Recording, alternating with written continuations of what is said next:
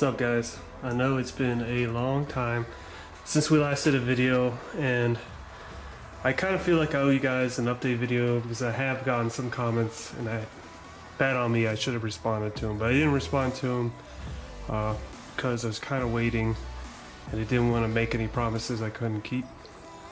And as you can see, the car is back together. I've actually had it back together for a couple months now. But there has been some disappointment with it, and I'll get into that in a minute. So, I think the last video I uploaded was about 4 months ago, and that was, I believe we were putting the transfer case back in. Maybe I got that far, maybe we didn't. I'd have to go back and watch it. I have video for everything that we did to finish the car, and it went pretty well. I just honestly have not had time to edit it yet. Since it's been summertime here in the Pacific Northwest, I take advantage of that, and I spend most of my time outside trying to, enjoy the weather while it's not raining here. So let's talk about the Evo first, and then I have some other stuff I want to show you guys, some changes that I've made and some new vehicles. Well, a new vehicle, which you can see right here. So here's the Evo. It's running and driving. I have no complaints with it right now, although it does need the tune finished on it. There's some things that we found out in addition to what we've already fixed that are wrong with it while we were tuning it, and then there's another issue that I discovered afterwards. So everything that we have done to the car worked out perfectly, and it runs really, really well. So I took it, let's see here, probably in the beginning of July. I met up with a pretty well-known tuner around here. He lives up in Auburn, Washington. He's a street tuner, but he's probably the best street tuner in this, in this state, I would say. He's very, very well recommended by a bunch of people, and I took it to him. We went to his house, and we installed the injectors, which was the FIC, I think it was 1200s, there and there. Got the car started. He immediately was able to fix the idle problem. It sounded like the car had cams, but the car actually has stock cams. It was just whoever had tuned the idle did a terrible job. So he got that straightened out, but the main thing is the wideband sensor wasn't working, because when I welded the bung in, I welded it so the wideband was facing towards the ground, and I hit a bump one time and ripped the socket out of the O2 sensor, so I had to order a new O2 sensor and new bung.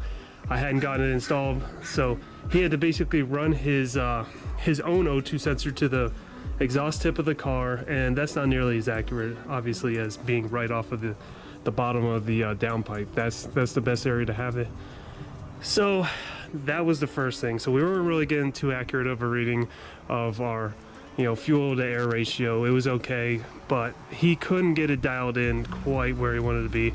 Then about halfway through tuning it, the wastegate started acting up, and we would be on a full throttle third gear, starting to make some power, and all of a sudden the wastegate wasn't opening, and it was almost like it was getting stuck, and it was going up and down, and kind of like a spring, like a spring had gotten caught, and just the reaction to the spring becoming unstuck and doing that motion back and forth. That's kind of how the wastegate was acting, and it was making the boost numbers kind of get a little bit unstable. We were kind of worried it was going to start over boosting.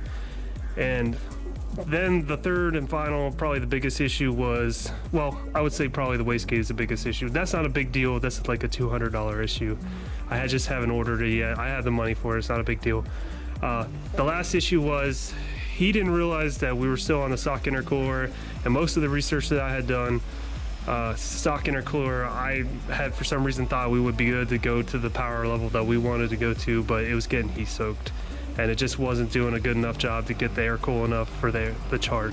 What we're gonna have to do is we're gonna have to order a better intercooler, a new wastegate, and the idle air control valve is acting up, which is pretty well known on these cars. When we go to do all that stuff, I'm gonna try to fix that. I'm gonna try to clean it, because everybody says buy an OEM one, and they're about $300. There's no getting around it. And then finally, recently, I still drive the car. I just haven't been doing any full throttle pulls or anything like that. I haven't, raced it or done anything.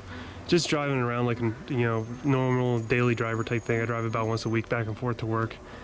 And I noticed that I have had this vibration and any gear around exactly 2800 RPMs. And if you're in neutral, the vibration goes away, and it's only when it's in gear. And I am about 95% sure that the input shaft bearing in the transmission, which is another issue with these cars, the 5-speeds have input shaft bearing problems, and it was addressed by the with the update from the dealership, and this car probably was never done, and I don't even know if it could be done. But so I think we're gonna actually end up pulling the transmission out again this winter, guys. And Jack's Transmissions does sell a kit with a bearing and synchros. So, and to be honest with you, the second gear and especially the third gear synchro, like third gear can be kind of tough to get in. I think I always just was in denial with it.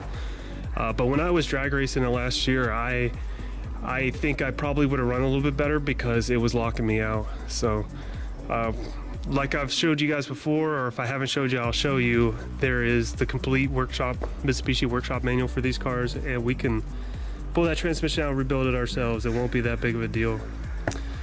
So that's why I said it was a little bit of a disappointment, guys. And I kind of lost my steam. I ran out of steam with this car because, you know, when I went to the tuner that day, I was so excited, and I was like, yes, you know, we'll be able to finally get this thing. We're gonna have an awesome video. We're gonna go to the racetrack next week, and we're gonna whoop up on every Subaru in Pierce County. But that's not what happened, guys. The car just, it didn't want to work with us that day. It was hot. Me and Matt the mechanic, I brought Matt the mechanic with me, and he's sitting in the back of the car. We're going out to the car trying to fix the wastegate actuator, and just nothing was going our way that day. It just didn't work. And so to let you guys know, I did buy everything except for the two parts that we really need, which is the wastegate actuator and the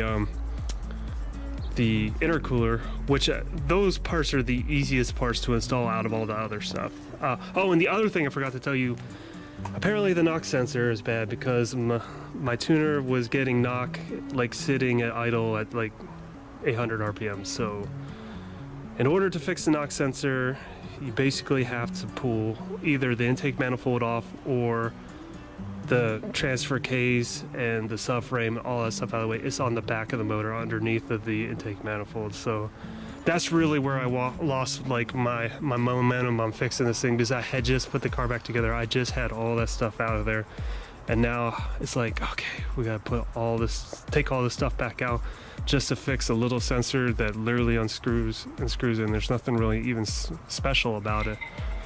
So in the meantime, I actually got pretty lucky. I'm always on Craigslist. So here we go, guys. This is the new project car I picked up. This is a 97 Chevy Camaro. This is the last year for the square headlights.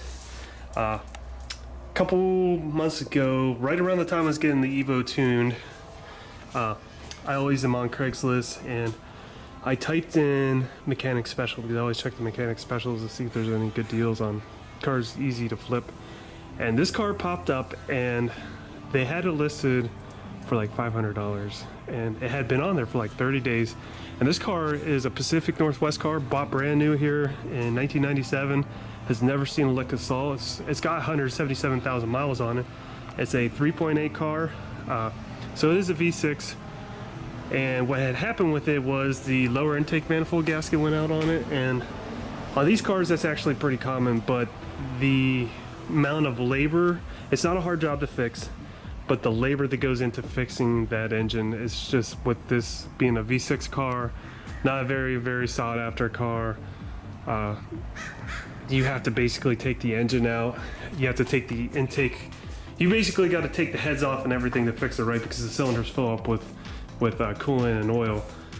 So I was able to pick up the car for $200, and I think that was mainly because the person who listed it on Craigslist didn't put very good keywords on it. They didn't even put the word Camaro in with their description. So they were going to sell the car to Pick and Pull. It was actually coming in 2 days before I made contact with them, and the car was it had been sitting for probably about 6 months. Pick and Pull was going to give them $141. I offered them $200. I have my own car dolly and stuff. They gladly accepted. Car has a clean title. So I got a clean title car. It is a V6 car. and I brought it back to the house and I took the engine out of it and I've been slowly working on it.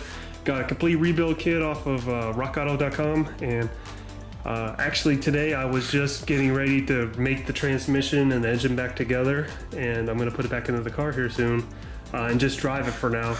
But my plan down the road is I'd really like to LS swap this car.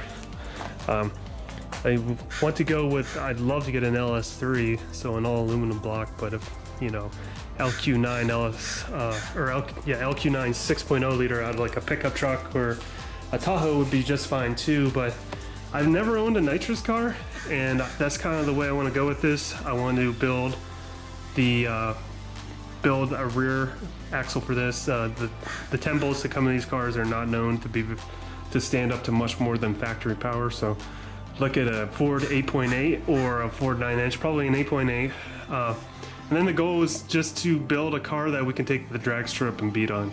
Because really, I mean, if you want to drag race a lot, it's gonna beat the crap out of the car. And it's really hard on a car like this, an Evo 9, which is, you know, every week I see more and more being parted out, and it's harder and harder to find a clean title one. So I don't think that we're gonna do too much more drag racing with this car over here, guys. I think we're just gonna go, and when everything is fixed and is tuned up well, we're gonna take it and see how much of an improvement we made. But I think that's gonna kind of be the end of its days in the drag racing world, just because everything's there and it's a pretty complete car and it's in pretty good shape. But this car right here, I have a lot of hopes and dreams for. It's a Chevrolet. I know a lot of people who watch this channel are here for the Mitsubishi stuff, which I'll continue to do, and I'd love to get an Eclipse down the road and do up one of those, but I think I gotta get the LS swap thing out of my I've been wanting to do it for a long time, and it's pretty exciting to me. I like these cars, and this car right here, it's a 177,000 mile V6 car, and it's never going to really be worth anything. So what better platform to do it in? You're not going to tear up an SS or WS6 Firebird by putting a bunch of crazy stuff on it. It's a car that was doomed to go to the scrapyard and be parted out anyway. So that's where we're at, guys. And I'm sorry that it's been so long since we've done a video. I've been, you know, busy with life in general, with, you know, family's always first to me, and then my job, you know, I'm very busy at my work. And so then working on cars is probably the only thing that really keeps me sane. And then videos after that. So making videos, they take a long time to edit and stuff. And I have more time in the fall and the winter when it's raining here and we're doing a lot of sitting around. Myself, Matt the mechanic, and the other guys have all been pretty busy this summer, so haven't had a lot of time, but I will get to those videos and finish editing, putting all the stuff that we did to the Evo, put those up together, and we'll start doing some videos on this car. We're actually going to be making a junkyard run soon, and I might videotape that. So there's a 99 Chevy Camaro Z28, or excuse me, I think it's an SS, but the motor and transmission have already been stripped out of it. I'm just going for the brakes, the K-member in the front, and the suspension, I think, and whatever other parts that I can use. Probably the gauge cluster too. I will be looking, I do want to keep it an automatic car, because in drag racing, I mean, automatics are just faster. We can argue about it in the comments all you want, but if they weren't faster, then everybody on Street Outlaws wouldn't be driving an automatic. So I also want to do the trans brake thing. I've never owned a car with a trans brake. Pretty interested to see how that feels over the two-step that comes in the Evo. So that's that. Thanks for watching, guys. I know it was a long video, but I feel like some of you guys are very consistent with watching my videos, and you do appreciate all the time that I put in there. And I think I owe it to you guys to give you an update video and kind of let you know what's going on with everything. I haven't forgotten about you. I still watch YouTube every day, and it kills me every time I see a video where you guys are asking about, you know, or a comment where you guys are saying, hey, you know, what's going on with the build? Did you die or whatever? You know, I haven't died. I've just been busy, and I lost a little bit of steam, but now that since it's cooling down, and you know, we're making progress with the Camaro, which is fun. I should have that thing all put together.